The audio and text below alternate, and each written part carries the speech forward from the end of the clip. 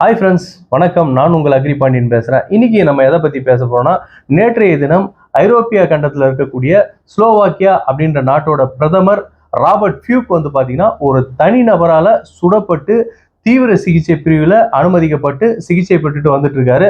So எதுக்காக இந்த துப்பாக்கி சூடு நடந்தது, இந்த துப்பாக்கி சூடுக்கு பின்னால என்னென்ன காரணம் இருக்கு, அதை பத்தின ஒரு வீடியோ தான் பார்க்க போறோம். சரி, இந்த துப்பாக்கி சூடை பத்தி நம்ம தெரிஞ்சுக்கிறதுக்கு முன்னால முதல்ல இந்த ஸ்லோவாக்கியா நாட்டோட பிரதமர் ராபர்ட் ஃபியூக் அவரை பத்தின ஒரு சில விஷயத்தை நம்ம தெரிஞ்சுப்போம். ஸோ இவர் வந்து பாத்தீங்கன்னா கிட்டத்தட்ட அவருக்கு இப்போ ஏஜ்னு வந்து பார்த்தோம்னா 59 ஏஜ் ஆகுதுங்க அவருக்கு. இவர் ஆரம்ப காலத்துல வந்து அரசியல்ல ரொம்ப கஷ்டப்பட்டு அடித்தட்டு மக்களுக்கு தேவையான உதவிகளை செஞ்சு முன்னேறி வந்தவர் தான் வந்து பாத்தீங்கன்னா இந்த ராபர்ட் ஃபியூக். அது மட்டும் இல்லாம இவர் பேசிக்காவே வந்து சட்டம் படிச்சவருங்க. அதாவது இவர் வந்து ஒரு அட்வொகேட். ஆரம்பத்துல கம்யூனிஸ்ட் கட்சியில இருந்தவருங்க.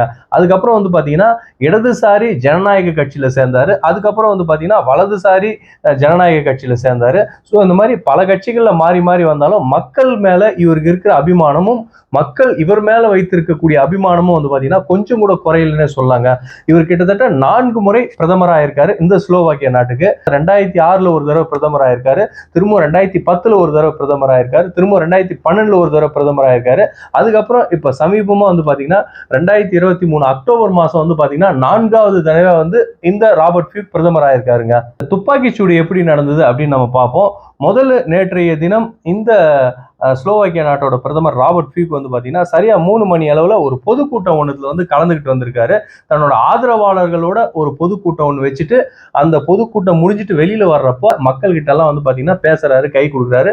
ஸோ அந்த மாதிரி நேரத்துல என்ன ஆகுதுன்னா, தொடர்ந்து 5 துப்பாக்கி சூடு, தொடர்ந்து 5 துப்பாக்கி குண்டுகள் டப்பு டப்பு டப்பு டப்புன்னு வெடிக்குதுங்க. அந்த வெடிச்சத்தம் கேட்ட உடனே அந்த 4வது துப்பாக்கி குண்டுக்கே வந்து பாத்தீங்கன்னா சரிஞ்சு கீழே விழுறாரு நம்ம ராபர்ட் ஃபியூக் அவர்கள். இதுல வந்து பாத்தீங்கன்னா 3 குண்டுகள் வந்து இவரோட உடம்ப தொலைச்சிருக்கு. அதுல முதல் 2 குண்டு வந்து பாத்தீங்கன்னா இவரோட வயிற்றோட அடிப்பகுதியில வந்து தொலைச்சிருக்குதுங்க. 3வது குண்டு வந்து பாத்தீங்கன்னா வயிற்றோட அடிப்பகுதிக்கும் கீழே, அதாவது எப்படி சொல்றது, தொடைக்கும் வயிற்று பகுதிக்கும் நடுவில் வந்து பாத்தீங்கன்னா ஒரு குண்டு வந்து தொலைச்சிருக்கு. அதுக்கப்புறம் இவரை தீவிர சிகிச்சை பிரிவுக்கு கொண்டு போறாங்க. நேற்றெல்லாம் வந்து பாத்தீங்கன்னா அறுவை சிகிச்சை நடந்துட்டு இருக்கு. ஸ்லோவாக்கியா நாட்டோட துணை பிரதமர் தோமஸ் த்ரோபா அவர் என்ன சொல்றாருன்னு வந்து பாத்தீங்கன்னா, பிரதமர் அவர்களுக்கு எந்தவித பிரச்சனையும் இல்லை, ஆபத்தான கட்டங்களை தாண்டிட்டாரு, இருந்தாலும் அவர் வந்து ஐசியூ சிகிச்சை பிரிவில் தான் அனுமதிக்கப்பட்டிருக்காரு. போக போக அவரோட உடல்நிலையில மாற்றம் வர்றப்போ வேற வார்டுக்கு வந்து மாற்றப்படுவாங்க அப்படின்ற ஒரு அறிக்கையை மட்டும் சொல்லிட்டு இருக்காரு. இன்னும் வந்து உயிருக்கு போராடிட்டு இருக்கக்கூடிய ஒரு சூழ்நிலையில் தான் வந்து பாத்தீங்கன்னா ராபர்ட் ஃபியூக் இருக்காரு அப்படின்னு ஒரு அறிக்கையை வந்து வெளியிடுறாரு. ஸ்லோவாக்கியா நாட்டோட பிரதமர் ராபர்ட் ஃபியூக் இவரை சுட்டது யாருன்னு வந்து பாத்தீங்கன்னா கிட்டத்தட்ட 71 வயது மதிக்கத்தக்க ஒரு வயதான நபர். அவர் பேர் வந்து பாத்தீங்கன்னா சுராஜ் சிந்துலா. இவர் தான் வந்து பாத்தீங்கன்னா ராபர்ட் ஃபியூக் வந்து 5 தடவை சுடுறதுக்கு முயற்சி பண்ணியிருக்காரு. அதுல 3 குண்டுகள் அவரோட உடம்பு வந்து தொலைச்சிருக்கு. சரி, யார் இந்த சுராஜ் சிந்துலா? 71 வயது மதிக்கத்தக்க சுராஜ் சிந்துலா யார் அப்படின்னு வந்து பாத்தீங்கன்னா, இவர் வந்து பேசிக்கா ஒரு கவிஞர், அதாவது கவிதைகள் எழுதக்கூடிய ஒரு கவிஞர். நம்ம ஊர்ல கவிஞர்கள்லாம் வந்து பாத்தீங்கன்னா கவிதை எழுதுவாங்க, இல்ல சினிமா படத்துக்கு பாட்டு எழுதுவாங்க. ஆனா ஸ்லோவாக்கியா நாட்டுல வந்து பாருங்க, கொலை பண்ற அளவுக்கு போயிட்டு இருக்கிறாங்க அந்த நாட்டு கவிஞர்கள். சரி, ஓகே, அது அவங்களோட இயல்பு. அதுக்கான காரணமும் வந்து பாத்தீங்கன்னா என்னன்றது இது வரைக்கும் அந்த சுராஜ் சிந்துலா வந்து சொல்லல. அவர் வந்து அரெஸ்ட் பண்ணியிருக்காங்க. அவர் சுட்ட உடனே என்ன பண்ணிருக்காங்க, அந்த ஸ்பாட்லயே அவர் அரெஸ்ட் பண்ணிட்டாங்க அந்த சுராஜ் சிந்துலான்றவரை. இவர் வந்து யாருன்னு வந்து பாத்தீங்கன்னா ஒரு கவிஞர். வன்முறைக்கு எதிரான ஒரு சில இயக்கங்களுக்கு இவர் தலைவரா இருக்காரு. கேட்கறதுக்கே அதிர்ச்சியா இருக்குது இல்லைங்களா? ஒரு கவிஞரா இருந்து சுட்டிருக்காரு, வன்முறைக்கு எதிரான இயக்கத்துக்கு தலைவரா இருக்கிறாரு. வன்முறைக்கு எதிரான இயக்கத்துக்கு தலைவரா இருக்கிறவரே வந்து பாத்தீங்கன்னா வன்முறையை செஞ்சிருக்கிறாரு. இதுவே வந்து நமக்கு ஒரு ஆச்சரியமான விஷயமா இருக்கு.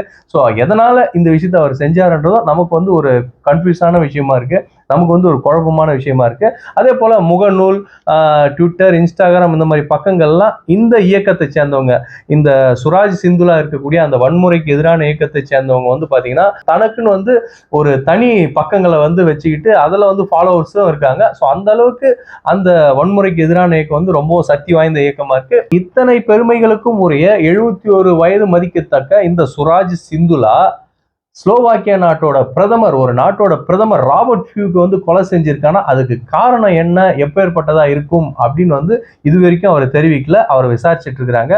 ஆனா இதுக்கான காரணங்கள் என்னன்னு வந்து பாத்தீங்கன்னா, நம்ம ராபர்ட் ஃபியூக் அவர்கள் பதவி ஏற்றதுக்கு அப்புறம் ரஷ்யா உக்ரைன் வார் நடந்தது இல்லைங்களா, உக்ரைனுக்கு எதிரான நிலைப்பாடாகவும் ரஷ்யாவுக்கு ஆதரவான நிலைப்பாடாகவும் மாறி இருக்கிறார் ஸ்லோவாக்கியாவோட பிரதமர் ராபர்ட் ஃபியூக் அவர்கள். ஸோ இதுதான் வந்து ஒரு மிக முக்கியமான காரணமா சொல்லப்படுது. இவரை சொல்றதுக்கான காரணம் இதுவா தான் இருக்குன்னு அங்க இருக்கக்கூடிய அரசியல் வல்லுநர்கள் சொல்றாங்க. பட் இதை மீறி அவரை சுடுவதற்கான காரணம் என்னன்றது நமக்கு தெரியாது. இந்த துப்பாக்கி சூடுக்கு வந்து பாத்தீங்கன்னா அனைத்து நாட்டு தலைவர்களும் பிரதமர்களும் வந்து பாத்தீங்கன்னா மிகப்பெரிய கண்டனங்கள் தெரிவிச்சிருக்காங்க. நம்ம இந்திய நாட்டோட பாரத பிரதமர் நரேந்திர மோடி அவர்கள் வந்து பாத்தீங்கன்னா இது வந்து இந்த துப்பாக்கி சூடு மிகவும் கண்டனத்துக்குரிய விஷயம் அப்படின்னு வந்து பாத்தீங்கன்னா வார்னிங் மாதிரி கொடுத்திருக்கிறாரு தன்னுடைய எக்ஸ் தளத்துல பதிவுல. அதே போல அமெரிக்க அதிபர் ஜோ பைடன் இது வந்து ஜனநாயகத்துக்கு எதிரான செயல், ஜனநாயகத்தை கொலை செய்யக்கூடிய அளவுக்கு ஒரு துணிகரமான செயல் அப்படின்னு வந்து ஒரு அறிவிக்கை விட்டிருக்காரு. அது மட்டும் இல்லாம ரஷ்ய அதிபர் புதின் வந்து பாத்தீங்கன்னா இது வன்மையா கண்டிக்கத்தக்க செயல் வந்து பாத்தீங்கன்னா சப்போர்ட் பண்ணி சொல்லியிருக்காரு. ஸ்லோவாக்கியா நாட்டோட பிரதமர் ராபர்ட் ஃபியூக் அவர்களோட துப்பாக்கி சூடு என்னதான் ரஷ்யாவுக்கு ஆதரவானதாகவும் உக்ரைனுக்கு எதிரானதாகவும் இருக்கு, அதனால தான் நடந்துச்சு அப்படின்னு ஒரு பக்கம் சொன்னாலும், அமெரிக்காவுக்கு எதிராக இவர் செயல்படுவதால் தான் இந்த துப்பாக்கி சூடு நடந்தது அப்படின்னு சொன்னாலும், மிகப்பெரிய ஒரு தவறு எங்க நடந்திருக்குன்னா பாதுகாப்பு குளறுபடி.